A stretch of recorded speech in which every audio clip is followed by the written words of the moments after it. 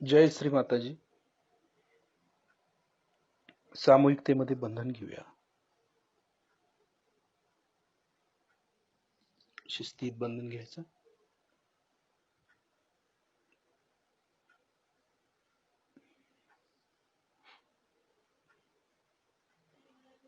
त्वमेव साक्षात श्री गणेश साक्षात श्री आदिशक्ती माताजी श्री निर्मला देवी. ओम त्वमेव साक्षात श्री गणेश साक्षात श्री आदिशक्ती माताजी श्री निर्मला देवी नमो नमः. कुंडलिनी चढवताना गणेशाचा मंत्र म्हणायचा आणि कवच घेताना हनुमानचा. ओम त्वमेव साक्षात श्री हनुमान जी साक्षात श्री आदिशक्ती माताजी श्री निर्मला देवी नमो नमः. त्वमेव साक्षात श्री हनुमान जी साक्षात श्री आदिशक्ती माताजी श्री निर्मला देवी नमो नमः.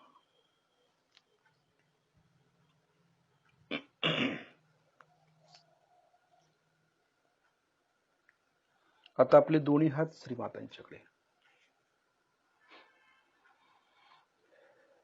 आपण श्रीमातांच्याकडे पाहायचंय आणि लक्ष हाताच्या बोटांच्या वरती ठेवायचं आहे.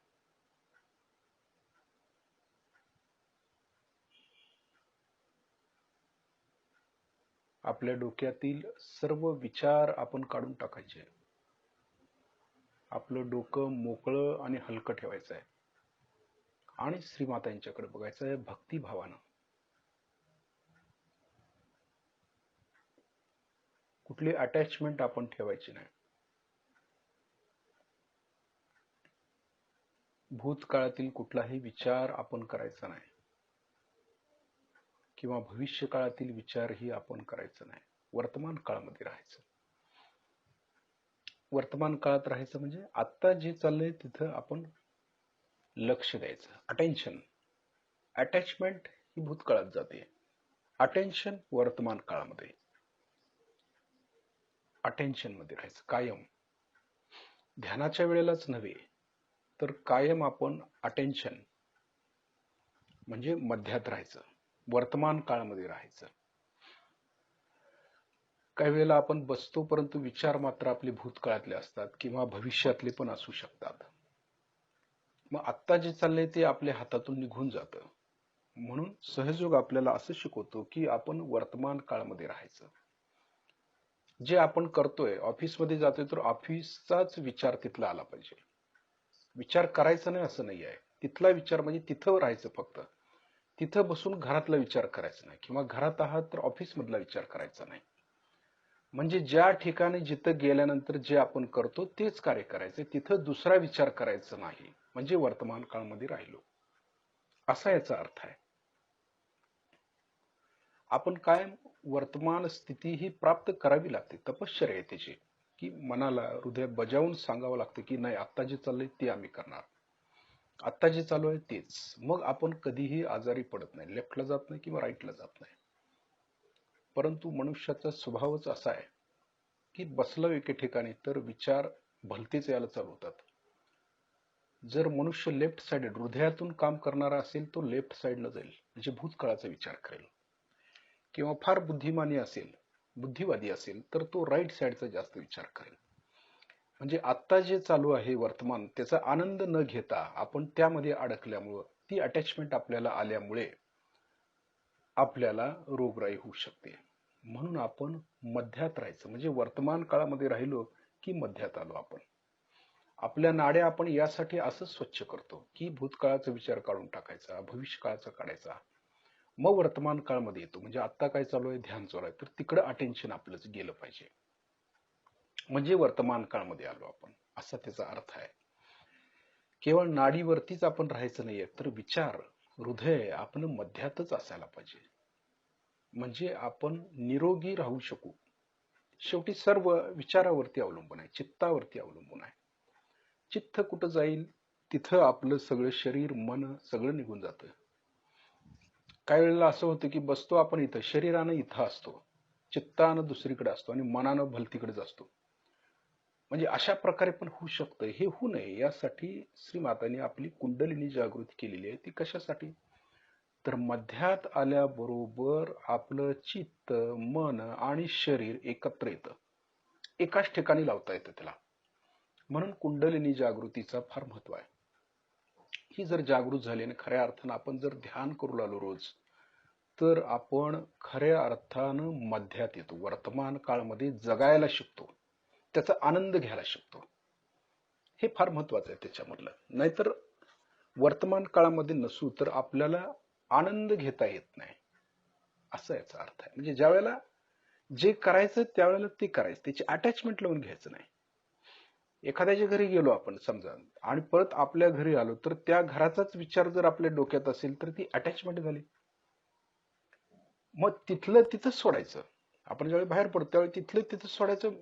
परत बाहेर मध्यामध्ये आपला तो चालू आहे वर्तमान काळाचा प्रवास. असा आपण प्रवास केला पाहिजे, असा याचा अर्थ आहे. आणि कायम आपण मध्यात राहायला शिकलं पाहिजे. वर्तमान काळ 24 तास लक्ष श्रीमातांच्याकडे आपण बघतोय श्रीमाताईंना, आणि लक्ष हाताच्या बोटांच्या वरती पण आहे.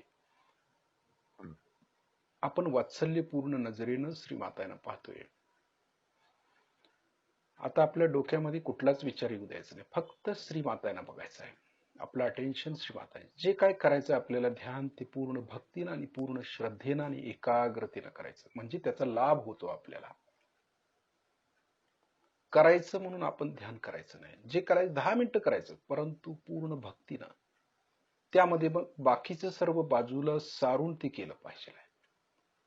काही जणांचं असं की ध्यानाला बसल्याबरोबर कुठेतरी मोबाईल वाजतो, काहीतरी फोन येतो, तिकडे जा. तसं करायचं नाही. इकडे तिकडेही बघायचं नाही. ध्यानाच्या म्हणजे सेंटरवरती देखील आपली अशी अवस्था होऊ शकते की आपलं लक्ष भलतीकडे जाऊ शकतं. फार महत्वाचं काम नाही आहे. सहयोगाशिवाय दुसरं महत्वाचं काय काम आहे की जो वेळ आपण निवडलेली आहे, जी वेळ आपण निवडलेली आहे त्या वेळेमध्ये तिथं काहीही येऊ द्यायचं नाही आडवं. त्याला ठोकर मारता आली पाहिजे. आणि मग आपला पहिला चरण गणेश तत्वामध्ये येतो. जर आपण सहयोगही करतोय, ध्यानही करतोय, लक्ष दुसरीकडे पण आहे, फोनही वाचतोय, तिकडेही लक्ष आहे, फोनही घेतोय आपण, इकडे काय चाललंय तिकडे काय चाललंय हेही बघतोय, तर त्याला ध्यान म्हणत नाहीत. काया वाचा मना आपण पूर्णपणे प्रामाणिकपणानं ध्यान करणं आवश्यक आहे. जो वेळ आपण सहयोगासाठी निवडलेला आहे ध्यानासाठी, त्या वेळेमध्ये दुसरं काहीही करायचं नाही. हे पक्क लक्षात ठेवायचं, तर आपली प्रगती होणार आहे. जर आपण तसं नाही केलं तर आपण कितीही वर्ष ध्यानधारणा केली तरी काहीही उपयोग होत नाही. समर्पण पाहिजे त्यासाठी. श्रीमाताई काय म्हणतात? समर्पण. की जे आपण करू. म्हणूनच आपण फोटो समोर बसून श्रीमातांना का बघतोय, तर आपण त्यांच्याशी एकरूप होतोय. सगळे विसरून आपण श्रीमातांशी एकरूप होतोय. काही नकोय आता मला, बस सगळं सोडलेलं आहे. सगळे अटॅचमेंट सोडलेले आहे, सगळी भौतिकता सोडलेली आहे, सगळे विचार सोडलेले आहे. श्रीमाताई फक्त आता मी तुमच्या चरणाशी आलोय. ही भावना काय दर्शवते, तर आपण श्रीमाताईंना पूर्णपणे समर्पित झालोय. ही भावना तशी दर्शवते.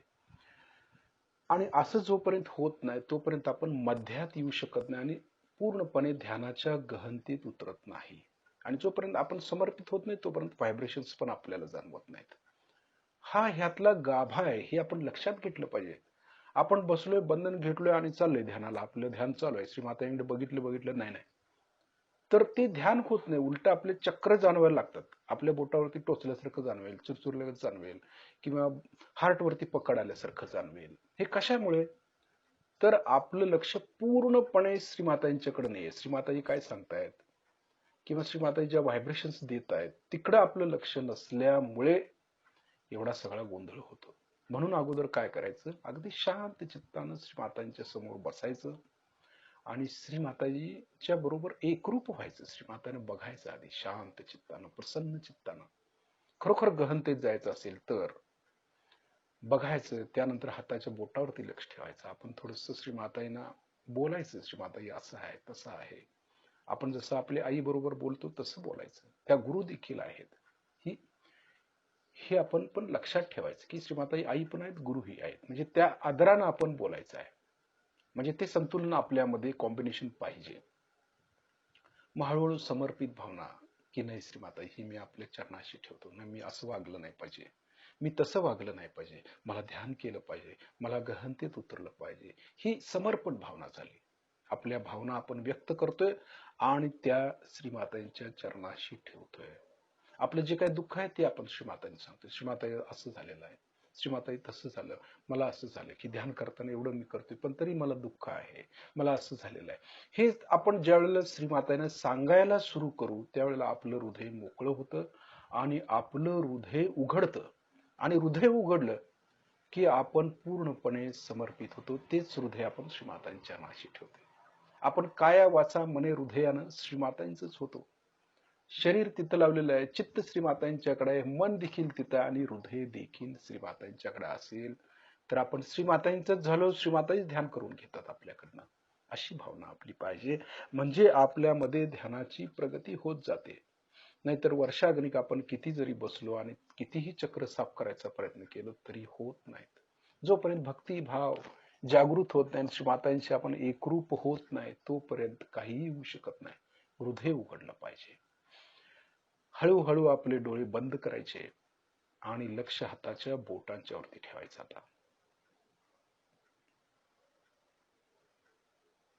आता पूर्ण समर्पण आपण श्रीमातांच्या चरणाशी ठेवलेलं आहे. तर श्रीमाताजी देखील आपलं हृदय उघडलं की व्हायब्रेशन्स व्हायला चालू होतात. मग निगेटिव्हिटी दिसतच नाही. जवळजवळ 90% निगेटिव्हिटी आपल्याला समजणारच नाही. आली तरी जाणार. का तर तुम्ही श्रीमातांशी एकरूप झालोय. आम्ही आता श्रीमातांचीच झालोय. तर आम्हाला काय पकडणार आहे? ही भावना आमच्यामध्ये येते आणि त्यामुळे चैतन्य जोरदार व्हायला चालू होतं. आणि जे चैतन्य व्हायला लागतं श्रीमाताजी देत आहेत तर आपण ते खेचून घेता आलं पाहिजे आपल्याला. किती सोपं आहे.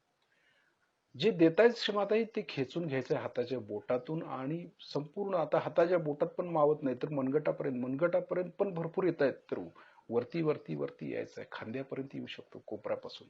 म्हणजे ते खेचून घ्यायचंय. तरी अनंत आहे, ते संपत नाही. संपूर्ण जेवढं खेचाल तेवढं आहेच. अनादि अनंत आहे चैतन्य. कारण सागर आहे तो. आपण किती घेणार आहे? आपलं भांड केवढं आहे? म्हणून अगोदर भांड मोकळं केलंय आपण, हृदय मोकळं केलं म्हणजे भांड मोकळं झालं.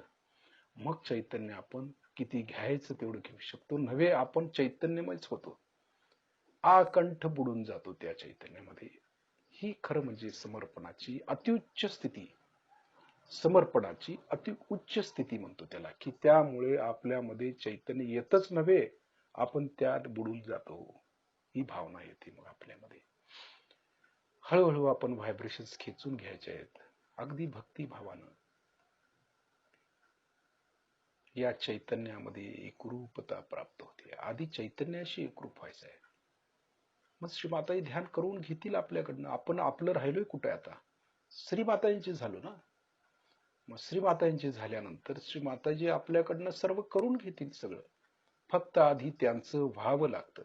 आणि जे होणार नाहीत ते असे किती वर्ष मग राहिले तरी पण त्यांच्यात काय फरक नाही, ते दगडच आहेत. त्यांच्यात काहीही फरक दिसून येत नाही. त्यांच्यात भक्तीचा ओलावा नाही. तर हृदय जर उघडलं नाही तर काहीही प्रगती नाही आपली. हे लक्षात ठेवायचं. आपण श्रीमातांचं झालं पाहिजे आणि श्रीमातांशी एकरूप झाल्याबरोबर श्रीमातांचं रूपच तुमच्यात यायला चालू होतं. त्यांचे गुणच तुमच्यात यायला लागतात. हे महत्वाचं आहे त्यातलं. नुसताच एकरूपता नव्हे. तुम्ही आणि श्रीमाताई जर एकरूप झाला तर श्रीमाताईंच्या सारखंच तुमच्यात गुण यायला लागतात. तुम्ही हळूहळू थेट तसंच दिसायला लागतात. किंवा असे काही गुण आहेत की श्रीमाताजी जसं बोलतात तसंही होऊ शकतं, काहीही होऊ शकतं. हे महत्वाचं आहे. तुमचे गुरु जसे आहेत तसे तुम्ही व्हायला लागता हळूहळू. म्हणजे ती एकरूपता साध्य होते. असं आहे. आता आपला उजवा हात डाव्या बाजूला हृदयावरती ठेवायचा आहे आपल्याला.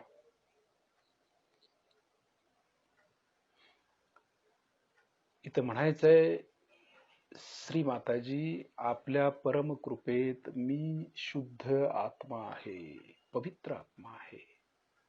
आता म्हणायला काही हरकत नाही, कारण आपण श्रीमातांचे झालेलो आहे, एकरूप झालो. मग मी आत्माच आहे, शुद्ध आत्मा झालो. शुद्ध आत्मा असल्याशिवाय एकरूपता प्राप्त होत नाही. श्रीमाताजी आपल्या परम कृपेत मी शुद्ध आत्मा आहे. आपल्या परमकृपेमध्ये आमच्यातील सर्व मातृदोष दूर करा. ही जी काय पित्र आहेत आपल्याला असं वाटतं की आता पितृकाल, पितृपक्ष म्हणतो त्याला, आता लक्ष सगळ्यांचं तिकडच असतं. पितृपक्ष आहे, पितृपक्ष आहे. मग ते खरोखर काय होतं, आपल्या चक्रावरती पकडायला चालू होती. त्याच्यामुळे त्यांना आपण कॉलिंग करतो, न कळत आपल्या हातून कॉलिंग होतं. जे गेलेत बिचारे जाऊ देत, त्यांचा विचार आपण कशाला करायचा. परंतु नाही, पक्षच असा दिलेला आहे की आपलं ते लक्षातच येतं आणि त्यावेळेला आपण त्यांचं पूजन घालतो, श्राद्ध घालतो आणि त्यामुळे काय होतं, आपल्या चक्रावरती पकड येऊ शकते. आपण डिटॅचमेंट होऊन ह्या सर्व गोष्टी करायला पाहिजेत. डिटॅचमेंट आपणच करायचं सगळं.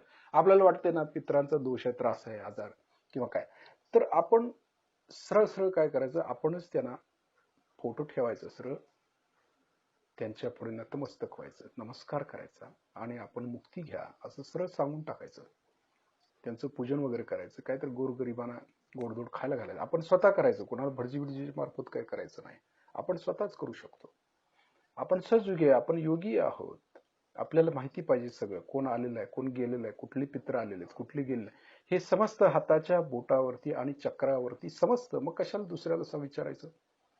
आपण न विचारता आपण ह्या सर्व गोष्टी करून आपल्या हार्टवरची पकड गेली का बघायची आणि लक्षात घ्यायचं, हा गेले, आता मुक्त झाले.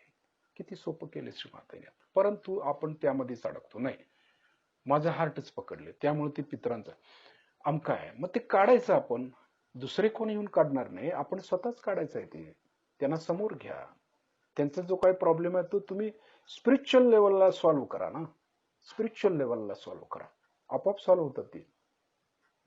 सरळ सरळ त्यांना सांगायचं की बाबा श्रीमाताजी पाठीशी असल्यामुळे तुम्हाला भ्यायचं काही कारण नाही आपल्याला कधीही, की श्रीमाताजी आपल्या पाठीशी असल्यामुळे त्यांना सरळ सांगून टाकायचं, आता आमची काळजी करू नका, कृपा करून आपण मुक्ती घ्या. हे श्राद्धचं महत्व काय, श्रद्धा आहे आपली त्यांच्यावर. ठीक आहे, घ्या मुक्ती. विचार संपला, चक्र सुटली, असं ज्यावेळी होईल त्यावेळी ते खऱ्या अर्थानं मुक्त झाले. श्रीमाताजी आपल्या परम कृपेमध्ये आमच्यातील सर्व मातृदोष दूर करा. श्रीमाताजी आपल्या परम कृपेमध्ये आमच्यातील सर्व मातृदोष दूर करा व आमचं हृदय पूर्णपणे स्वच्छ करा. या हृदयामध्ये फक्त श्रीमाताईनंच बसवायचं आहे. श्रीमाताईने म्हणू शकतो की श्रीमाताई तुम्हीच आमच्या आई आहात, कृपा करून आमच्या हृदयामध्ये विराजित व्हा. जे गेले त्यांचा विचार आपण करायचाच नाही, कधीच करायचा नाही. त्यांना का कॉलिंग करायचं मागे. लक्षात ठेवायची ही गोष्ट. ही स्पिरिच्युअल लेवलचं कार्य असतं. तर सहजयोगी म्हणून आपल्याला काही वेळेला फार चक्र पकडतात, जाणवतं, त्रास होतो. प्रपंच करताना देखील त्रास होतो, खूप त्रास होतो. पण आपल्याला कळत नाही हे का होतंय. चक्र तर लागतायत, हार्ट तर लागतंय, इकडचं पण लागतंय, तिकडचंही लागतंय, काय भानगड आहे. सरळ श्रीमात, त्यासाठी आपण श्रीमातांच्या समोर बसून ह्या सर्व क्रिया करायच्या. आपण एवढे समर्थ नाही आहे की आपण स्वतः करू. आपली आई समर्थ आहे म्हणून तिच्याशी पहिलं समर्पण भावना पाहिजे आपली, की श्रीमाताजी हे सगळं आमच्याकडनं करवून घ्या. तिचे पित्र जे आहेत त्यांना मुक्ती द्यायचं काम आई तूच करतेस. बस एवढं जरी म्हटलं तरी ते मुक्त झाले. आज्ञा, आदिशक्तीची आज्ञा ते मान्य करतील आणि ते मुक्त होतील. त्यामध्ये अडकायचं काय कारण नाही आपल्याला. ते कितीतरी जन्मामध्ये मागचे आई वडील होते, ते आत्ताच्या जन्मामध्ये असतील, सोडून द्यायचं मार्ग. त्यांची साथ तिथपर्यंतच होती, त्यांची साथ तिथपर्यंतच होती. त्यानंतर ती तुमचे राहिले नाहीत, दुसऱ्या स्थितीमध्ये गेले असतील. तर त्यांचा फोटो देखील ठेवायचं काही कारण नाही आपल्याला. विस्मरण त्याला म्हणतो, अतीत स्थिती आपण योगी लोकांच्या भाषेत. जर आपण परत त्यांनाच कवटाळून बसलो तर ते तर मागे येतातच, प्लस आपल्या भोवती देखील ते फेऱ्या मारायला चालू करतात. कारण त्यांना वाटते की बाबा ह्यांची अजून काळजी आहे, काळजी आहे, काळजी आहे. तर ती काळजी घेत बसतात आणि मग आपल्याला चक्र लागायला लागतं. चक्र उगच लागत नाही, हे उगच दिसत नाही म्हणून बरं आहे. जर दिसत असतं तर आपण सजोग सोडून गेलो असतो पळून. हे मात्र तितकं सत्य आहे, फक्त जाणवतं आपल्याला. हे फार महत्वाचं आहे. श्रीमातांनी माया आहे ना, महामाया आहे ती. त्यामुळे फक्त हाताच्या बोटावरती समजतं बाबा ही चक्र लागते म्हणजे पितृ आहे, म्हणजे पितृ लागते म्हणजे ती तिथं आलेत ना, समोर साईडला आलेले आहेत, बसलेले आहेत. जाणवतं, फिरतायत आपल्या भोवतानी म्हणून हे लागतं. आणि ते तुम्ही जे काय करता ते बघतात, ऐकतात, सगळं करतात, पण आपण बोलायला पाहिजे ना त्यांच्याबरोबर. श्रीमातांच्यावर बोलायचं, त्यांच्यावर बोलायचं काय काम नाही. ते आत्मे आहेत, आपण आपल्या आईशी बोलायचं आहे. सांगायचं त्यांना, श्रीमाताजी कृपा करून आम्हाला या मातृदोषापासून दूर करा. जर काय मातृदोष असतील, जे काय आत्मे अतृप्त असतील, त्यांना मुक्ती द्या. आमच्या ज्या पिढ्यामध्ये, आमच्या मागील 7 पिढ्यामध्ये जो काही त्रास झालेला आहे, मागचा आहे ना, भूतकाळाचा, जो काही त्रास झालेला आहे, किंवा जी अतृप्त आत्मे आहेत, जे अजूनही ज्यांना मुक्ती मिळालेली नाही, त्या सर्वांना कृपा करून मुक्ती द्या. अगदी हृदयापासून श्रीमाताईनं मागच्या 7 पिढ्यामध्ये सगळे क्लिअर होऊन जातात सगळे. कारण हे फक्त सहयोगीच करू शकतात, त्यांच्यामध्येच ताकद आहे. म्हणून श्रीमाताई म्हणतात ना, की एक सहयोगी सर्व पिढ्यांचा उद्धार करतो, 7 पिढ्यांचं. कारणच हे आहे की ही प्रार्थना जी योगी लोक जे आहेत, जे सहयोगी आहेत, तीच फक्त आदिशक्तीला प्रार्थना करू शकतात. त्यांनाच अधिकार आहे की आदिशक्तीची पूजा करायचं, बाकी कोणाला नाही आहे. नॉन सहयोग्याने जर आदिशक्तींची पूजा केली तर त्याला त्रासच होणार, निश्चित त्रास होणार. पण सहयोग्यानं होत नाही, त्यांना उलट ती पोषक आहे. किती अधिकार आहे, श्रीमातांनी दिलेला अधिकार आहे. फक्त आपण त्याचा वापर केला पाहिजे. त्यांनी गुरुतत्व आपल्यातही दिलेलं आहे, सर्व साधकांच्या मध्ये त्या सद्गुरू आहेत. परंतु आपल्यामधलं पण गुरुतत्व जागृत केलं पाहिजे, आणि ते जागृत राहिलं पाहिजे सतत. या सर्व स्पिरिच्युअल लेवलच्या गोष्टी आहेत, ते आपण शिकून घेतल्या पाहिजेत. आणि हे सर्व श्रीमाताजी शिकवतात, बाकी कोणीही शिकवू शकत नाही. म्हणून आपण श्रीमातांच्या फोटो समोर बसूनच या सर्व क्रिया करायच्या, लक्षात ठेवायचं कायम. आता आपला उजवा हात श्रीमातांच्याकडे, डावा हात उजव्या अनाहत चक्रावर ठेवायचा. उजवा हात श्रीमातांच्याकडे, डावा हात उजव्या अनाहत चक्रावर. श्रीमाताजी कृपा करून आमच्यातील सर्व पितृदोष दूर करा. इकडे पित्र आहेत सगळी, जी पित्र खरोखर ज्यांना मुक्ती मिळाली नाही, जे अजून कुठेतरी अडकलेले आहेत, ज्यांच्या इच्छा राहिलेल्या आहेत, त्या सर्व पित्रांचा उद्धार करा. या सर्व पित्रांना मुक्ती द्या आणि त्यांना पुन्हा सहज योगामध्ये जन्म द्या. बघा किती मोठं कार्य तुम्ही करताय. म्हणजे केवळ प्रार्थना, आपण श्रीमातांना प्रार्थना करू शकतो आणि ती प्रार्थना फलद्रूप देखील होते. याचं कारण आपलं हृदय चक्र साफ व्हायला लागतं, स्वच्छ व्हायला लागतं. पण त्याचा विचार करून आपल्याला प्रश्न नाही सुटू, उलट गुंता वाढत जातो आपला. त्यांचाही वाढतो आणि आपलाही वाढतो. म्हणून आपण काय म्हणायचं की मग त्यांच्या वाट्याने त्यांना जाऊ दे, त्यांचं लाईफ तेवढं होतं, त्यांना जाऊ दे. आपण त्याचा विचार करायचा नाही, आपण मध्यात राहायचं आहे. पहिल्यापासूनच आहे की मध्य गाठायला पाहिजे आपल्याला, राईटला जायचं नाही, त्यांचा विचार करायचा नाही. जे गेले त्यांचा विचार अजिबात करायचा नाही, क्षणभर देखील करायचा नाही. दुःखी व्हायचं नाही आपल्याला, सुखी पण व्हायचं नाही, आनंदी राहायचं आहे. ती मधली स्थिती आहे, हे महत्वाचं आहे सहजयोगामधलं. म्हणून पितरांना सर्व पितृदोष आमच्यातील दूर व्हावेत व आमच्या सर्व पितरांना मुक्ती मिळावी. मागच्या 7 पिढ्यातील सर्व पितरांना मुक्ती मिळू दे श्रीमाताजी. हृदयापासून प्रार्थना, हेच खरं श्राद्ध आहे आपलं, की त्यांना मुक्ती देणं. त्यांना कॉलिंग करायचं नाही, आपण कॉलिंग केला तरी श्रीमातांच्या समोर बसून म्हणायचं, म्हणजे ती जवळ याचं धाडस करत नाहीत आणि परत पकडत नाही. आदिशक्तीचा आदेश मानून, शिवशक्तीचा आदेश मानून ते त्यांच्या मार्गाला लागतात आणि आपली सुटका होते. म्हणजे आपली चक्र पकडायची बंद होतात. याच्यावरून समजून घ्यायचं आपण. म्हणून या सर्व गोष्टीमध्ये न अडकता आपण डिटॅच होणं हे फार महत्वाचं आहे. लक्षात येते का बघा, डिटॅचमेंट किती महत्वाची आहे. म्हणून आपण फोटो देखील लावत नाही, कारण ते बघितले की आठवतं, मागचं आठवायला चालू होतं लगेच. फोटो बघून, म्हणून फोटोही ठेवायचा नसतो कधी. फोटो देवाचाच ठेवायचा, श्रीमातांचाच ठेवायचा. ज्यातून चैतन्य येतं तो फोटो ठेवायचा. श्रीमातांनी किती सोपं केलेलं आहे. परंतु आपल्याला वाटतं नाही बाबा हे कसं, जग काय म्हणाल, अमकं काय. याचा विचार आपण करेन. जग आपला विचार करत नाही. त्यांना काय माहिती सजोग काय आहे, आत्मा काय, कशाशी खातात, काय माहिती त्यांना. याचे भोग आपणच भोगतोय ना. आणि ते सोडवायचे असतील तर आपण सहयोग परिपूर्ण केला पाहिजे.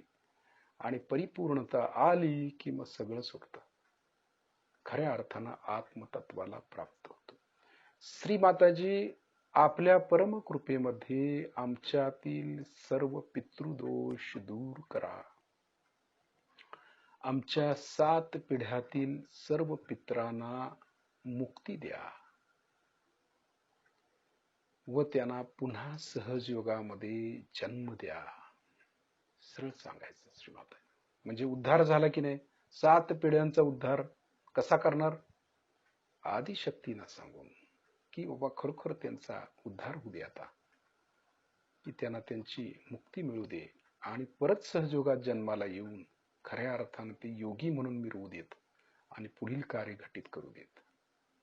म्हणून आपण खऱ्या अर्थानं हे श्राद्ध घालतोय. हे श्राद्ध म्हणायचं ह्याला, की त्यांना मुक्ती देणं म्हणजे श्राद्ध झालं. पूजाच करायला पाहिजे असं कुठे काय आहे? आपण कर्मकांडच करत आलोय. श्रीमातांची पूजा पण करताना आपण कर्मकांडच करतो. व्हायब्रेशन्स कुठे आहेत तिथे? व्हायब्रेशन जोपर्यंत किंवा स्पिरिच्युअल लेवलला जाऊन जोपर्यंत आपण ती पूजा करत नाही, तोपर्यंत अशा किती जरी पूजा केला तर ती महामायाच आहे. ती शेवट ती तुम्हाला मायेतच अडकवणार. तुम्ही म्हणलं वाटलं समाधान होणार, हा नाही पूजा झाली, पूजा झाली, छान झालं, समाधान वाटलं नाही. मानसिक समाधान काय प्राप्त केलं, काय आपण मिळवलं हे बघितलं पाहिजे. आणि जोपर्यंत हे बघत नाही तोपर्यंत काहीही अर्थ नाही त्या पूजेला. म्हणून आपण स्पिरिच्युअल लेवलच्या ज्या गोष्टी आहेत त्या शिकून घेतल्या पाहिजे. आत्मिक गोष्टी, परमात्म्याच्या गोष्टी शिकून घेतल्या पाहिजेत. हे फार महत्वाचं आहे. आता दोन्ही हात श्रीमातांच्याकडे.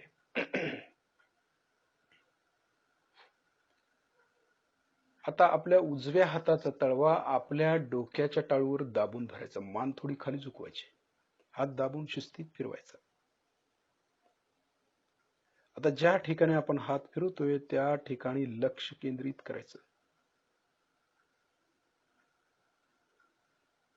श्रीमाताजी, कृपा करून आमच्या सहस्त्रदल कमलामध्ये विराजमान व्हा. आपण सहजयोगी आहोत. देवीला आवाहन करतो, देवीला कॉलिंग करतो तर देवी येते. म्हणजे व्हायब्रेशन्स येतात आपल्याला बघा. आणि आपण जर पितरांना कॉलिंग केलं तर ती काय येऊ नयेत, येतातच. म्हणून जे नको आहे त्याला कॉलिंग करायचं नाही, हे लक्षात घ्यायचं आहे.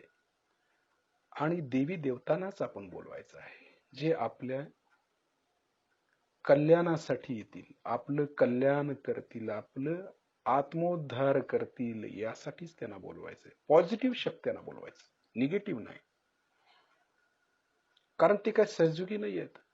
आपले जे पूर्वज होऊन गेले ते काय सहजयोगी नाही आहेत. जर सहजयोगी असतील तर ते मुक्त होतीलच आपोआप. पण जे नाही आहेत त्यांना बोलून काही उपयोग नाही. आदिशक्तीनं आवाहन करतोय. श्रीमाताजी, आपणच आदिशक्ती आहात. कृपा करून आमच्या सहस्त्रार चक्रामध्ये विराजमान व्हा. आदिशक्तीनं, भक्तीनं, अगदी श्रद्धेनं आपण हाक मारतोय त्यांना. मग ते येतातच. मग ते जाणवतं, त्याचा आनंद मिळतो. आणि निगेटिव्हिटीला बोलवलं तर आपल्याला दुःख होणार, चक्र लागणारच, त्याची पकड येणार, सुटणार नाही लवकर. आणि प्रपंचामध्ये पण प्रॉब्लेम्स व्हायला चालू होणार. फरक लक्षात येतोय का बघा. आणि त्रास कसा होतोय हेही लक्षात घ्या. आणि आपण कसं वागायला पाहिजे, कसं काय केलं पाहिजे हे आपण ठरवायचं आहे. आत्मपरीक्षण करून हात किंचित वरती उचलायचा, टाळूपासून वरती 7-8 इंच वर, मागे पुढे गोल वर खाली करून बघायचं आहे. टाळूतून आपल्याला जाणवतं का आपली कुंडलिनी सहस्त्रारचं भेदन करून वर आली का बघायची. हात खाली घेऊया, लक्ष सहस्त्रारच्या वरती.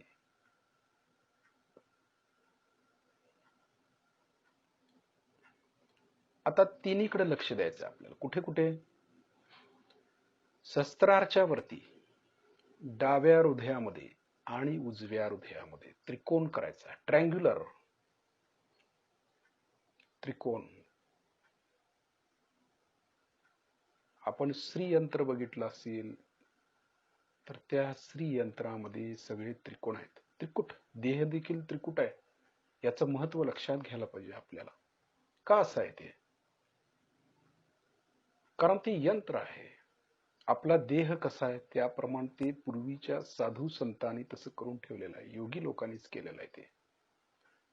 आपली कुंडलिनी देखील त्रिकोणाकार अस्थीमध्येच आहे. चौकोन का नाही तिथं?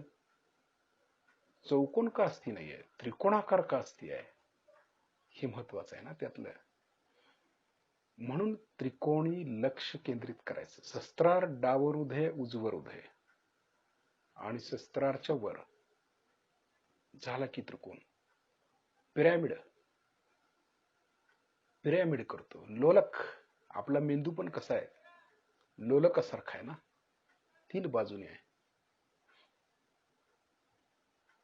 पिरॅमिड पण तसंच असतो. पिरॅमिड खाली ध्यान करायचं असतं.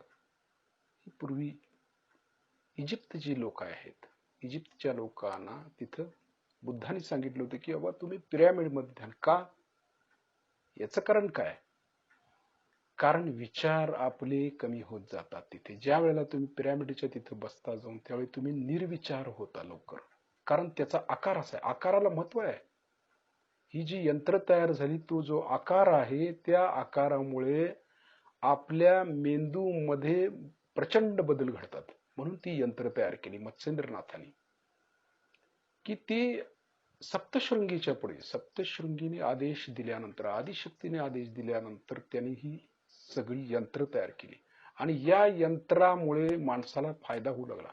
कारण आकार उकार मकार गणेशच आहेत ना, आकाराला महत्व आहे. जोपर्यंत आपल्या समोर आकार ठेवला जात नाही तोपर्यंत आपण मकारापर्यंत पोहोचतच नाही ना, निराकारमध्ये पोहोचू शकत नाही. म्हणून आकाराला महत्व आहे. आणि निराकारामध्ये आकार करतोय आपण. शस्त्रार लेफ्ट हृदय राईट हृदय, तिकडे लक्ष म्हणजे त्रिकोणाकार लक्ष आपण केंद्रित करतोय. म्हणजे त्याला आकार दिला, चैतन्याचा आकार दिलाय, शरीराचा नव्हे चैतन्याचा आकार महत्वाचा आहे. त्रिकुट ब्रह्मा विष्णू महेश तीनच आहेत ना. गुरुतत्व पण तीनच आहे, ब्रह्मा विष्णू महेश. दत्तात्रय कसे आहेत? 3 तोंड आहेत. 4 नाहीत त्यांना तोंड, 3 आहेत. महाकाली, महासरस्वती, महालक्ष्मी 3 देवी आहेत, 4 नाही आहेत. म्हणून त्रिकोणाला महत्व आहे ना, असं आहे ते.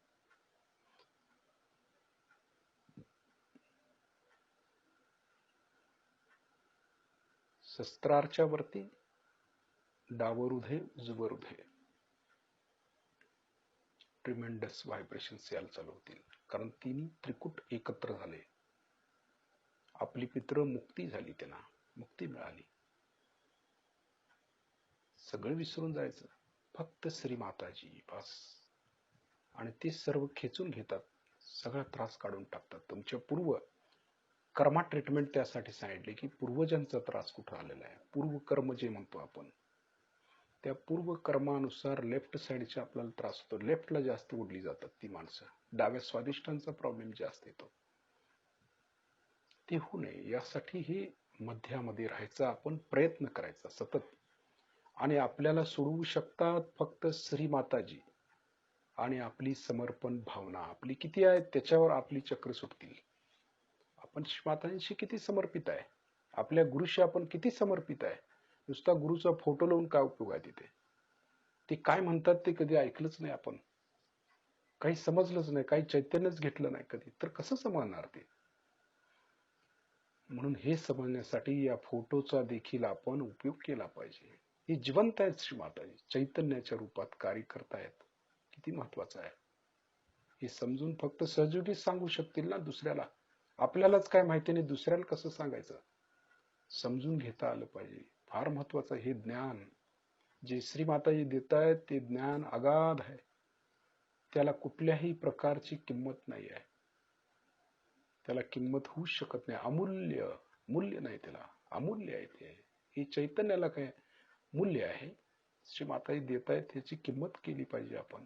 किती महत्वाचं आहे आणि त्याचा उपयोग किती आहे. आज एवढे प्रॉब्लेम्स आपल्या समोर आहेत, पण आपण चैतन्य घेतो किती? लक्ष चैतन्याकडे आहे का निगेटिव्हिटीकडे आहे? लक्ष कुठं आहे हे महत्वाचं आहे. म्हणून मध्यात राहायचं आहे आपल्याला. विचार करायचा नाही भूतकाळ भविष्याचा, नाहीतर अडकलो मग.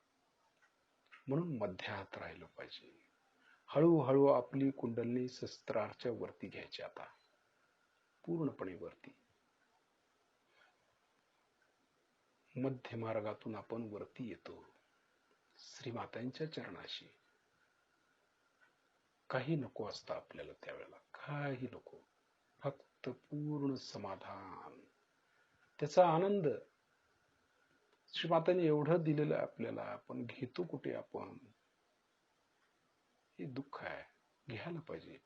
आई देते आणि आपलं लक्ष भलतीकडेच आहे, अजून प्रपंचातच आहे, निगेटिव्हिटीकडेच आहे. उपयोग काय त्याचा?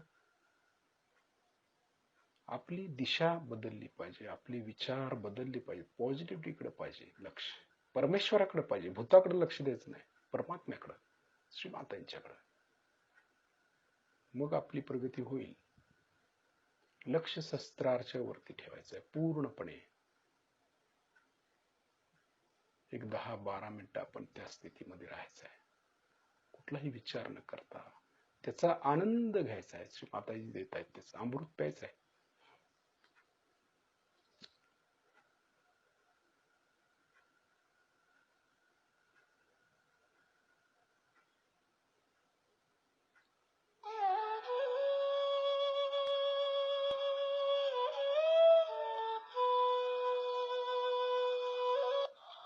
माताजी, क्या पितरों को श्राद्ध करने चाहिए? पितरों के श्राद्ध करने चाहिए, उनके चित्र रखने चाहिए? Something I asked you. यही कौन है? क्या इसके बारे में? इन्होंने क्वेश्चन किया है कि क्या पितरों के श्राद्ध करने चाहिए और पितरों के फोटोग्राफ रखने चाहिए। जब उनकी तेरही होती तब तो करनी चाहिए श्राद्ध। और श्राद्ध भी डिस्कशन की बात आ गई फिर से कि अगर समझ लीजिए आपके सहयोग में आपने देखा कि आपका राइट हार्ट पकड़ रहा है, यानी आपके पिता जो है जो मर गए हैं वो अभी भी संतुष्ट नहीं, तो श्राद्ध करना चाहिए इसको कहने पर, सहयोग स्टाइल से श्राद्ध करना चाहिए, न कि एक ब्राह्मण को बुलाओ और उसको खाने को दो। एक बार लखनऊ में हमें पता हुआ कि हमारे जो पूर्वज थे उनका श्राद्ध नहीं हो पाया, तो हमने कहा श्राद्ध करेंगे। तो उन्होंने कहा कि भाई तुम्हारा श्राद्ध का क्या विधि? हमने कहा हमारा तो एक ही, हम खाना बनाते और सबको खिलाएंगे खाना, बस ये हमारा श्राद्ध है। तो हमारी सिस्टर इन लॉ बेचारी ट्रेडिशनल थी, उन्होंने कहा नहीं यहाँ तो श्राद्ध ऐसा था कि 5 ब्राह्मण बुलाओ। मैंने कहा 5 क्या, यहाँ तो एक भी ब्राह्मण दिखाई नहीं दे रहा। नहीं, उन्होंने कहा है अपने 5 ब्राह्मण वो आएंगे और उनका श्राद्ध करेंगे। मैंने कहा बुलाइए। 5 आदमी आए, वो तो बिल्कुल पार नहीं थे ना ब्राह्मण थे। 5 आदमी आके बैठे। मैंने भाई कहा तुम्हारा, मैंने कहा देखे तो सही क्या होता है, तो कैसे श्राद्ध करें? कुछ नहीं, कहले 5-5 किलो आप कलाकंद मंगा लीजिए। मैंने कहा अच्छा भाई, तो बहुत आसान है। तो उस जमाने में कलाकंद आता था कोई 10 रुपए किलो या 5 रुपए किलो, ऐसा 25-25 रुपया काफी होता था। मेरे हस्बैंड तो सरकारी नौकर थे, तो भाई चलो श्राद्ध एक बार करना, हमारी नंद रानी है उनको भी खुश करना है। उनका चलो भाई लिया। तो हम सबके लिए ले आए 25 किलो और 5-5 किलो एक एक ब्राह्मण 5 ब्राह्मणों को दिया जब वो आए थे। मैंने सोचा ये घर बांध के ले जाएंगे। उन्होंने वही दोने खोले, ना अपने बच्चों का सोचा, किसका, सब खाना शुरू कर, और सब खा गए 5-5 किलो। मैं तो देखती रही। मैंने कहा भाई वाह, जो हमारी नंदानी बड़ी खुश हुई, हमारे पितर जो है वो खुश हो जाएंगे, ब्राह्मणों को कलाकंद खिला दिया। मैंने कहा जी क्या वो कलाकंद खाते भी थे? और वो क्या 5 किलो इनमें से कोई खाने वाला नहीं होगा जो ये लोग खाते हैं? तो उन्होंने कहा आप क्या कर रहे हैं, हम तो आज यहाँ 5 किलो खाए, कल जाके और जगह खाएंगे 5 किलो। हमारी 5 किलो क्या चीज होती है जी? मान गए आपको, आप असली ब्राह्मण है। अच्छा मुझे माफ करिए, हो गया आपका हिसाब किताब? तो हाँ ठीक हो गया, तो 5 किलो से कभी कम खाते ही नहीं, आप क्या बात कर रहे हैं? मैंने कहा सॉरी आप जाइए, इस तरह के श्राद्ध नहीं करनी चाहिए। श्राद्ध का भी एक तरीका होता है। दूसरा एक और किस्सा है, सहयोगी एक थे, वो ब्राह्मण है, तो सहयोग में आकर के असली ब्राह्मण हो गए महाराष्ट्र में। तो उनके जो महाराष्ट्र के ब्राह्मण है वो जब हो जाते हैं बात, तो वो कहते हैं अच्छा ये ब्राह्मणों को अब ठीक करना है। जैसे अगर कोई हमारे पास ईसाई आता है तो वो जब देखता है कि सहयोगी है तो सब ईसाइयों के पीछे लग जाता है कि तुमको ठीक करना है। कोई अगर सरदार जी आता है तो वो कहता है कि माता जी, हर समय उसको लगता है कि सरदार जी को ठीक करो, मैं सरदार जी ठीक हो गया बाकी के। और सही बात, अगर आपको वाकई उनके लिए फीलिंग है तो आप चाहेंगे कि सब सरदार जी ठीक हो जाए। तो इसी प्रकार होता है। सो एक ब्राह्मण हमारे यहाँ थे, वो ब्राह्मण हो गए, तो अब वो ब्राह्मणों के पीछे पड़ गए। तो उनकी माँ ने कहा कि ये तुम्हारे बाप का श्राद्ध है, तुम जाके ब्राह्मण को बुला लाओ। वो कहा मैं नहीं जाता किसी बुलाने, ये कोई ब्राह्मण है। उनका भाई अपने खानदानी ब्राह्मण या खानदानी होते, जैसे नाई होते हैं खानदानी, चूड़ीहारने होती है, ऐसे ब्राह्मण भी खानदानी। तो वो खानदानी है, उसको बुला के ये गए उसके पास। उससे कहा भाई देखो, हमको तो श्राद्ध कराने को माने कहा, हम तो विश्वास नहीं करते, पर हम माने कहा तो हम करा देते हैं तुम्हारा, तुम आवश्यक। उसने कहा कि अच्छा ठीक है, आप ऐसा करो कि गुरुवार को रखो तुम श्राद्ध करें। उसने कहा कि मंगलवार को नहीं ठीक है। कल नहीं, मंगलवार को ठीक नहीं है, और गुरुवार को बड़ा अच्छा दिन है, और पंचांग के अनुसार मैं तुमको बता रहा हूँ गुरुवार को ठीक। ये घर आए, इन्होंने पंचांग देखा कि महाराष्ट्र तो जानते हैं संस्कृत और लोगों जैसे नहीं है, संस्कृत खूब जानते। पढ़ा पंचांग में लिखा था कि निश्चित है गुरुवार के दिन होना ही नहीं चाहिए श्राद्ध। तो इन्होंने मंगलवार को अपना सहयोग से श्राद्ध करा दिया। वो जनाब अपना, उनका कहीं और अपॉइंटमेंट रहा होगा, तो उन्होंने सोचा कि अपॉइंटमेंट के अनुसार चलना चाहिए। तो वो जब गुरुवार को आए तो इन्होंने कहा कि आइए। उनका क्या, आप बताओ श्राद्ध का खाना वाना कुछ नहीं, आपको एक कप चाय भी नहीं मिलेगी। उनका क्यों? कल आज श्राद्ध निश्चित है, आप देखिए पंचांग में लिखा आज नहीं कर सकते श्राद्ध, और मैंने तो मंगलवार को कर ही लिया, आप जाइए। उनकी माँ कहने लगी कि एक कप दूध तो दे दो बेटा, अगर मैं इनको तो कुछ नहीं दूंगा मैं, और कभी अपने आज श्राद्ध करने नहीं आई, और उनको निकलवा दिया। तो इस तरह के श्राद्ध नहीं करिए, इसलिए ऐसे श्राद्ध करने में कोई अर्थ नहीं। दूसरी बात है पूछी कि पितरों के फोटो रखने चाहिए कि नहीं। फोटो रखने में कोई बात नहीं है, हर्ष नहीं है, पर अगर आप उनके फोटो के प्रति इन्वॉल्व नहीं हो तो अच्छा है, क्योंकि अब वो मर गए हैं, उनको फिर से जन्म लेना है, उनको बेकार में आप अपने, अब बहुत होगा कि उनके फोटो क्या रख दिए, उनकी आरती होगी, पूजा होगी, उनके सामने रोएंगे धोएंगे हर समय, तो ऐसा अगर हो रहा है तो उसको अंदर अगर उसके प्रति ये भावना हो कि अब ये मर गए, ये हमारे पिता थे, ठीक है बस, तो फिर कोई ऐसा नहीं, प्रॉब्लम नहीं हो। लेकिन अधिकतर लोगों का तो मैंने देखा यही होता कि जब भी देखा फोटो किसी का तो लग गए उसी बात करना। अगर इस तरह की बात हो रही है तो फोटो मत रखिए, क्योंकि फोटो से नुकसान होता है। अगर नुकसान नहीं होता है तो फोटो रखना चाहिए, फिर डिस्कशन की बात आती है।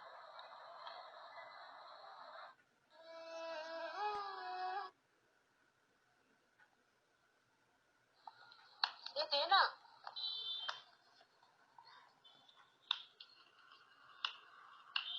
ये देना।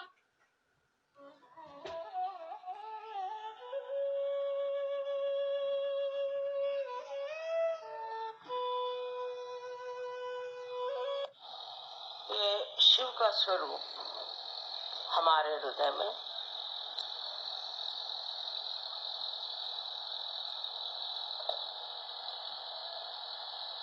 हर समय आत्म स्वरूप बन के स्थित है। ये मैं नहीं कहूंगी कि प्रकाशित है। जब कुंडलिनी का जागरण होता है तो ये शिव का स्वरूप प्रकाशित होता है, और वो प्रकाशित होता है हमारे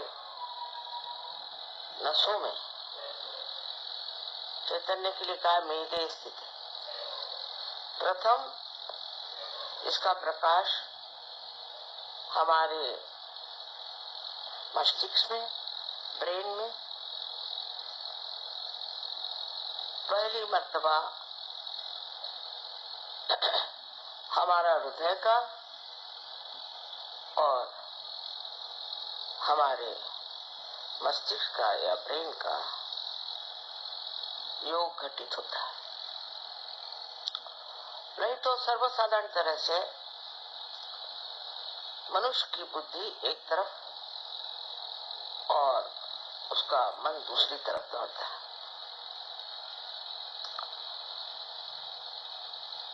इस योग घटित हो जाने से जो प्रकाश हमारे अंदर आत्मा से प्रकटित होता है। वो चैतन्य स्वरूप बन के हमारे हाथों से और तालू से प्रवाहित होता है। ये तो आप लोग सब कुछ जानते हैं, पर आगे की बात समझने की यह है कि जब ये प्रकाश हमारे अंदर आता है तो धीरे धीरे हम देखते हैं हमारी जिंदगी बदलने लगती। हमारे अंदर का क्रोध और अनेक जो हमारे शत्रु हैं वो खत्म होने लगता है। धीरे धीरे सब चीजें गिरती जाती और मन में श्रद्धा प्रस्थापित होती है। श्रद्धा में त्याग बुद्धि जागृत होती है। किसी भी चीज का महत्व नहीं रह जाता। अब शंकर जी की जो हमने एक आकृति देखी है, एक अवधूत पहुंचे हुए एक बहुत कोई अवलिया हो, उस तरह के होते। उनको किसी चीज की सुध-बुध नहीं, बाल बिखरे हुए हैं, जटाजूट बने हुए हैं, कुछ नहीं तो बदन में कौन से कपड़े पहने, क्या करें, इसका कोई विचार नहीं। ये सब काम उन्होंने नारायण को, विष्णु को दे दिया। वे स्वयं मुक्त व्याघ्र का चर्म पहन करके घूमते हैं और इनकी सवारी भी नंदी की है, जो किसी तरह से पकड़ में नहीं आ सकता। कोई घोड़े जैसा नहीं जिसमें लगाम हुआ कुछ, जहाँ नंदी महाराज जाए वहाँ शिव जी चलेगा। उनको किसी चीज में कभी भी ये ख्याल नहीं आता कि लोग क्या कहेंगे, दूसरों का क्या विचार होगा। हम अगर ऐसे कपड़े पहन के और नंदी पे बैठ करके इधर उधर भटके तो लोग हमें क्या कहें, क्योंकि वो अपने ही अंदर समाये हुए, अपने ही खुशियों में बैठे हुए हैं। उनको कोई भी संसार से ये मतलब नहीं है कि दुनिया हमें क्या कहेगी, लोक लाज क्या होती है। ये तो इनके विवाह में भी आपने वर्णन सुना होगा कि जब ये विवाह करने आए तो श्री विष्णु ने जब देखा तो उन्होंने सोचा ये क्या दूल्हा मेरे बहन के लिए आया है बेकार का, कैसी मेरी बहन शादी करे। लेकिन पार्वती जी जानते थे कि उनके योग में यही पति जो एक मस्त मौला आदमी, किसी चीज की उनको कदर नहीं। सब चीजों से जब आदमी ऊपर उठ जाता है तो उसके लिए सब चीज एक किंचित पदार्थ हो जाते, उसका ध्यान इस ओर नहीं जाता।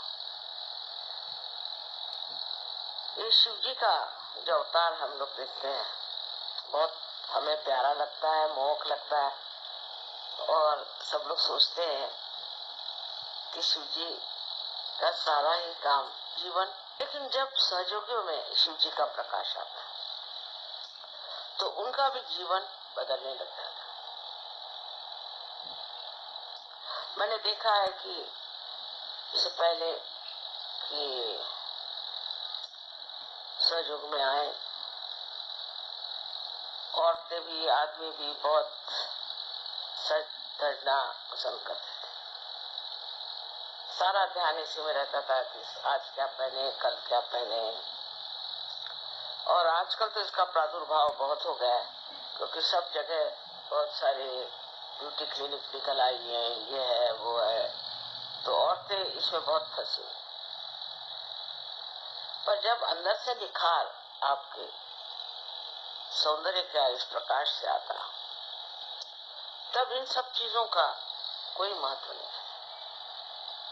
उसी तरह आराम भी एक तरह से आत्मा का ही आराम मनुष्य खोजता है, अपने आराम से दूर रहता है। इसमें जो परदेसी लोग हैं, इनको देखिए, ये बड़े बड़े घरों में रहते हैं, इनके पास मोटरें हैं, सब कुछ रईस है, पर यहाँ आते हैं तो हर जगह समाये हैं। लेकिन हिंदुस्तानियों का ये हाल नहीं। हिंदुस्तानी अब भी जहाँ जाते हैं उनको बाथरूम चाहिए अटैच्ड, पता नहीं और दुनिया भर की चीजें। अभी तक इससे उठ नहीं पाया। स्वभाव का मुझे आश्चर्य होता है कि अपने गरीब देश में भी लोगों में अभी काफी कामनाएं बची। बड़ी आश्चर्य की बात है। अभी लोगों ने कहा कि माँ एक आश्रम के लिए बड़ी सी जगह ले लो। हमारे हिंदुस्तानी कभी आश्रम में रहते नहीं। अभी ये आश्रम हम लोगों ने ली जब बनाया, कि मेहनत से खर्चा करके, इसमें रहने के लिए कोई तैयार नहीं। हमने कहा बाबा हम तुमको तनख्वाह देते, तुम रहो, नहीं तैयार। मेरा जो जन्म स्थान है छिंदवाड़े में, उस घर के लिए इतना रुपया पैसा खर्चा किया, और मैंने कहा जो रिटायर्ड हो गए वहां रहे, बड़ी अच्छी आबो हवा है, हिल स्टेशन है, कोई तैयार नहीं। सब अपने आराम के सोचते हैं। इन लोगों में बात नहीं है, ये लोग आश्रमों में बहुत सुख से। मेरा घर, मेरी जगह, मेरी बीवी, खाना बनना चाहिए इस तरह से, यही खाना खाएंगे।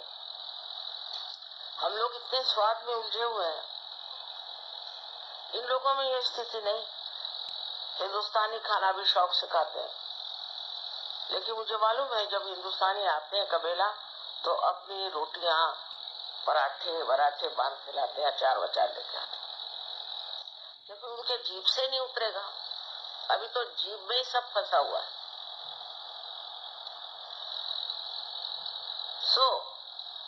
ध्यान करने से जब तक ये चीजें छूटेंगी तो आप धर्म से परे नहीं जा सकते। एक छोटी सी बात समझने की है कि त्याग में भी हम लोग कम पड़ जाते हैं। इस बार इन्होंने कहा माँ आप इतनी बड़ी जमीन ले रहे हैं, इतना खर्चा करें, तो पूजा के लिए थोड़ा सा ज्यादा पैसा करता। न जाने कितनी चिट्ठियां मेरे पास आए कि आप पूजा का पैसा कम कर दीजिए, पूजा का पैसा कम कर दीजिए, पूजा। अरे भाई, एक बार दिल्ली में ये पूजा हो रही, उसमें भी चिट्ठियों पे चिट्ठियां, पूजा का पैसा। पान खा करके लोग फेंक देंगे, लेकिन पूजा में जरूरी पैसा नहीं। आपसे कभी हमने कोई पैसा नहीं लिया, सारी चीजें अपने ही दम पर सब करी है। लेकिन इतना सा भी कहते ही, देखिए आज आधा मंडप खाली, क्यों? क्योंकि पूजा का पैसा नहीं देना।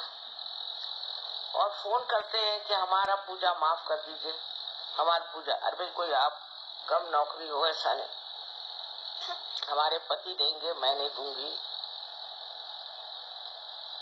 मुझे बहुत आश्चर्य होता है। अभी इधर कोई अवगढ़ गुरु होते तो आप लोगों सबके बाल मुंडा करके और आपको गेरुआ वस्त्र पहना के सर के बल खड़े करते। लेकिन मैं ये नहीं चाहती, क्योंकि सहज की बात है, सब चीज सहज में आना चाहिए। हमने बहुत लोगों को त्याग करते अपने जीवन में देखा, पर आजकल लोगों में वो मैंने देखा नहीं। हमारी माँ का मुझे मालूम है कि 6 साड़ियों से 7वीं साड़ी उनके पास हो जाए तो दे डालती।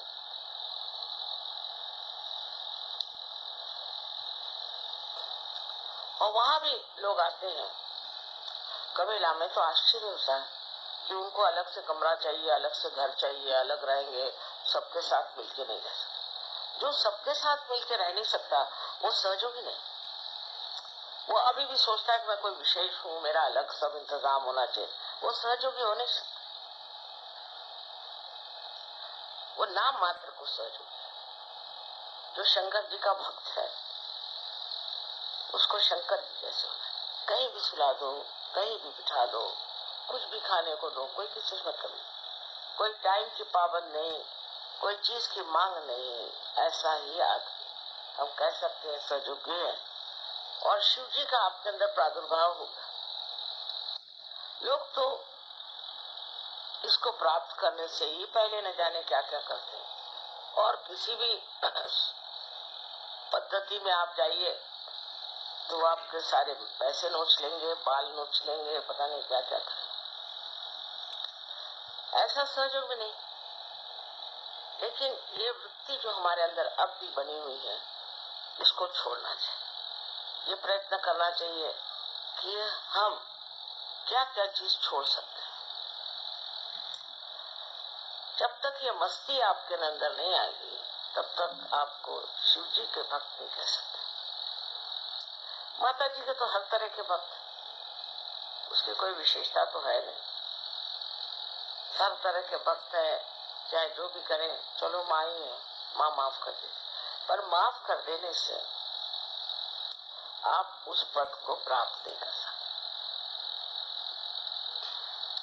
माफ करने की बात सबसे बड़ी ये है कि शिव जी से हर समय माफी मांगनी चाहिए, हर समय क्षमा मांगनी चाहिए। क्योंकि पग पग पर हम ऐसे काम करते हैं जो हमें नहीं करना चाहिए। उनसे क्षमा मांगनी चाहिए कि हे शंभो, हमें क्षमा कर दो, हम ये गलती करते हैं, वो गलती करते हैं, हमारे अंदर ये जरूरतें हैं, हमारे अंदर वो जरूरतें हैं, हमको ये चाहिए, हमको वो चाहिए। जब तक चाहिए अपने अंदर है तब तक आप परमात्मा से क्षमा मांगे। और ये मेरा घर, मेरी बीवी, इस तरह की एक अधिकार की भावना जो हमारे अंदर है, इसको जब हम नहीं तोड़ सकते तो हम शिव जी के भक्त हैं। इस मामले में आश्चर्य की बात है कि प्रदेश के लोगों ने तो इतना पा लिया, जिन्होंने कभी सुना भी नहीं था शिव जी का नाम, और हम लोग अब भी उसी में चिपके हुए हैं और उसी को इतना मानते हैं। शिव होने का मतलब यह है कि सर्वथा दुनिया भर की जो हमारे अंदर लोलुपता है, जो हमारे अंदर नफरत है, जो हमारे अंदर दुष्टता है, उसको छोड़। पर मनुष्य सहयोगियों पे आने पर भी अपने को देख नहीं पाता। मैंने सुना एक सास ने अपने बहू को सता रही, और मैंने कहा तुमको क्यों सता रही? कहा मैंने कभी सताया ही नहीं। अच्छा, सिनेमा में जाएंगे, देखेंगे कोई सास बहू को सता रही तो रोएंगे वही, और घर में आके बहू को सताएंगे या बहू सास को सताए, लेकिन कहेंगे मैंने कभी किसी को सताया ही नहीं। इस तरह के झूठ को अपने आवरण में रख के सहयोग में आप उठ नहीं सकते, क्योंकि ये आपकी जिंदगी बदल देगा। इससे तो आपका सोना हो, और सोने पे कोई कलंक लग ही नहीं सकता, उस पे कोई चीज चढ़ ही नहीं सकती। वो अब आप हो गए हैं, उस स्थिति को प्राप्त करें। अब भी क्यों ये गुलामी दुनिया भर की चीजों की? यही कुंडलिनी का वैशिष्ट्य है कि ये आपको पूरी तरह से सफाई में डाल। सेवा, हाँ भाई सेवा भी करना चाहिए, तो मुझे तो कोई आपकी सेवा खास चाहिए नहीं, मैं खुद ही मस्त मौला हूँ, मुझे क्या आप सेवा देंगे। सिर्फ ये कि आप अपने अंदर ये मस्त मौला बन जाए। एक आनंद में विभोर रहने पर ये सोचना चाहिए कि यह सब चीजें कुछ तो आनंद ही के लिए है, और वो आनंद हमको अगर मिलता ही है बगैर कुछ किया तो ये सब करने क्या जरूरत।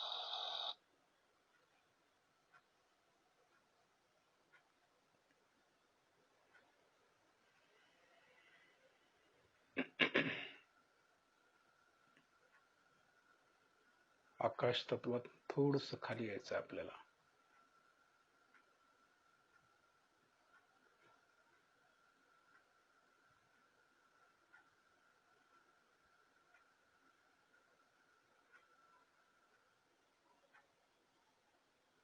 शिस्तीत आपले डोळे उघडायचे, श्रीमाता यांच्याकडे पाहायचं आहे. लक्ष वरतीच असू दे आणि दोन्ही हातांच्या बोटांच्या वरती आणि दोन्ही हृदयामध्ये त्रिकुट ध्यान म्हणायचं त्याला.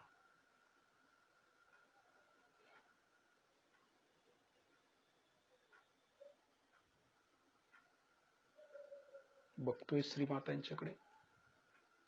लक्ष हाताच्या बोटांच्या वरती पण आहे, सहस्त्रारवरती पण आहे आणि दोन्ही हृदयामध्ये पण आहे.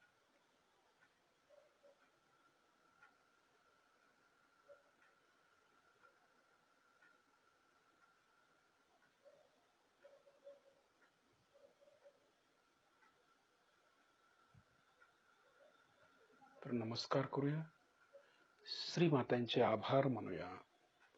श्रीमाताजी आपल्या चरणाशी कोटी कोटी प्रणाम, कोटी कोटी प्रणाम.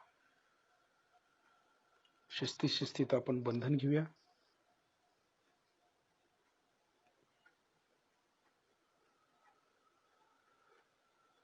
शिस्तीत बंधन घ्यायचं. एक गाठ मारायची चैतन्याची. हातामधून चैतन्य जाणवलं पाहिजे. बंधन परफेक्ट बसलं पाहिजे. गाठ पण परफेक्ट की कुंडलिनी तिथं स्थिर झाली पाहिजे. अशाच पद्धतीनं आपण बंधन घ्यायचं आहे, चैतन्याचं, हाताचं नव्हे. कवच घेताना पण डोक्यावरून हात उजवीकडे, उजवीकडून डोक्यावरून डावीकडे. शिस्तीत घ्यायचं. कवच, शिवकवच, शिवांच्या संरक्षणात राहणं फार महत्वाचं आहे आता.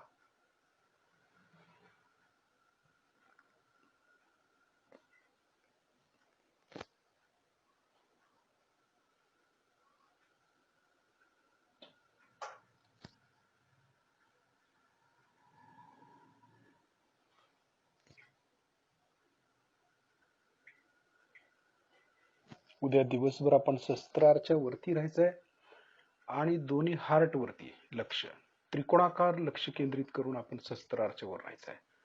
लेफ्ट हार्ट, राईट हार्ट आणि सहस्त्रारच्या वरती, सहस्त्रार आणि सहस्त्रारच्या वर. अशाच प्रकारची ध्यानधारणा उद्या दिवसभर आपण करायचं आहे. जय श्री माताजी.